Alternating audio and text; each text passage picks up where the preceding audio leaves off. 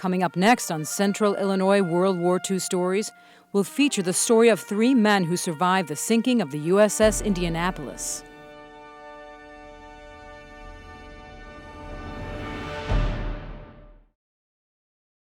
When the Navy cruiser, the USS Indianapolis, was torpedoed by a Japanese submarine on July 30th, 1945, 3 brave men managed to put on life jackets and jump ship as they prepared to fight for their lives in shark-infested waters.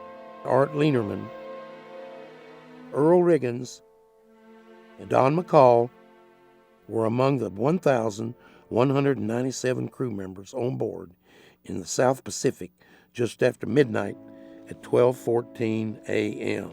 Well, I'd been on duty that night, supposed to get relieved at 11:45, and got relieved late, got relieved about close to midnight, and I left my station, which was topside, and went back to the head or the John, whatever you want to call it, and I was in there when the ship got hit. Got a life jacket, went back to my general quarters station, and I was there for just a few minutes, and I told this other friend of mine, I said, I think this thing's gonna ship, we better get off of here. I looked in the water, and it was full of guys that didn't have life jackets, and I said, this is wrong. So I put it on, and I jumped, I think, about 60 or 70 feet into the water, but I knew I had to swim away from the ship because of the suction of the ship will pull you down if you don't get away from it. And I swam as far as I could and then stop and turn around and watched it go down. You said you turned back and looked at the ship. You remember how the ship stood straight up in the air when it went down to straight down. Despite the fact that SOS messages were sent and received, no report was ever filed when the ship failed to arrive on schedule in Leyte on July 31st. The heavy cruiser was returning to the Philippines after delivering components for the atomic bomb. Next morning, though, we all thought that they'd be looking for us and thought maybe we'd possibly got off an SOS. The radioman thought so. Nobody knew for sure. It was the first day wasn't too alarming. It was when you got around the second day, no one showed up. And the sharks did, though. The sharks got pretty familiar with us. Sometimes during the daytime and sometimes at night you could hear airplanes flying over or whatever, but you know, you can't hardly see anything in the water, so they wouldn't be able to see us at all. Long days and longer nights, it seemed like, what it. Well, even Wilbur Gwynn said he couldn't see us in the water at first, he just saw the oil slick.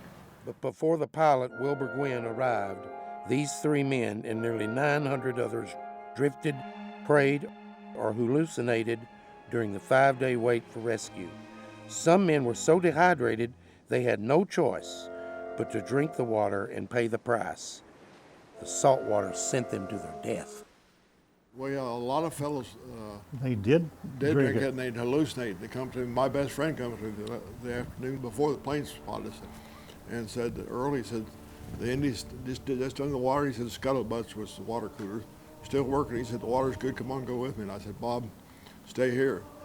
And he said, oh, I'm going. I reached out to grab him, and he was gone, and it wasn't long until I heard screams. Now, I'm not saying the sharks got him, but that's the usual thing we heard his screams, it was the sharks, of course.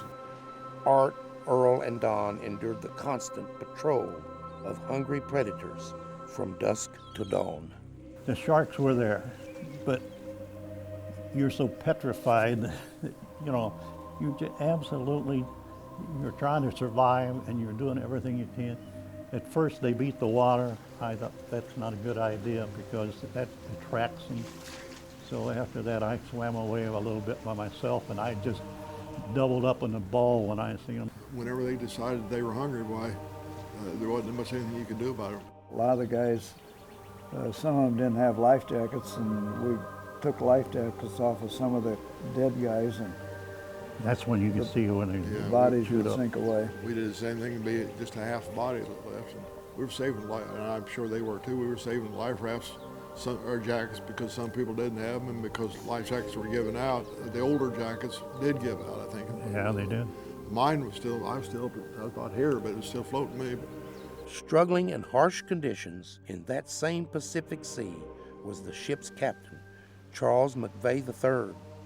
Though he survived, the captain was court-martialed and convicted of hazarding his ship by failing to zigzag.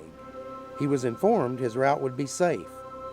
Knowing that another ship sank in that same area the previous week, McVey requested an escort ship. His request was denied. They said that the moonlight was out, and I was on watch till midnight, and I'm telling you, it was pitch dark out. There was no moon. After we were in the water for a while, you could see glimpses of it, but it was a dark, gloomy night. Captain McVey had orders that he could zigzag at his own discretion. Well, like Don said, it got dark and it was cloudy that night, and so about 10, 11 o'clock or late that evening, well, they decided to not zigzag anymore, and they just had a straight course. But the ironic thing about the whole thing is the captain asked for an escort at Guam, and they told him they didn't need it.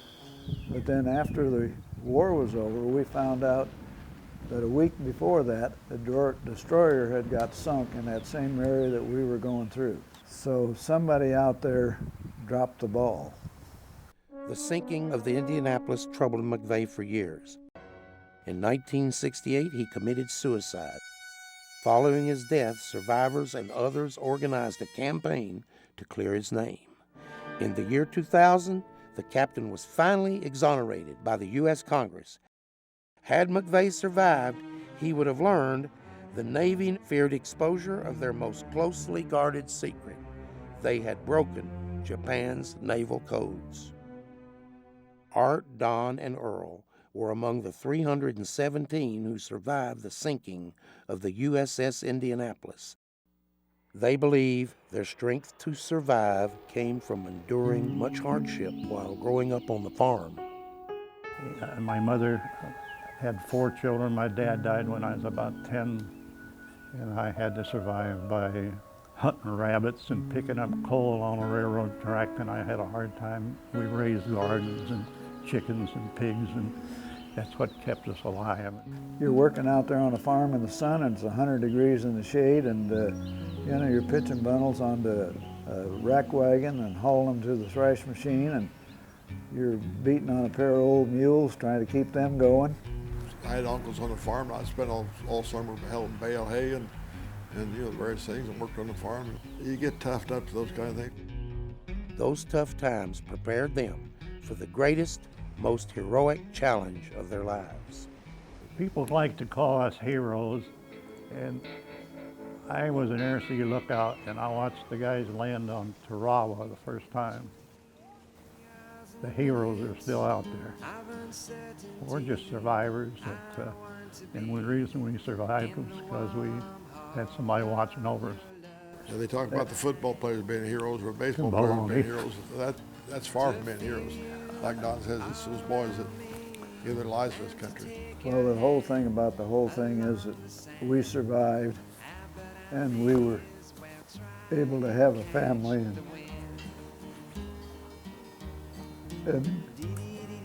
grandkids, and all these other young guys that didn't survive, they didn't have a chance. When rain has hung the leaves with tears,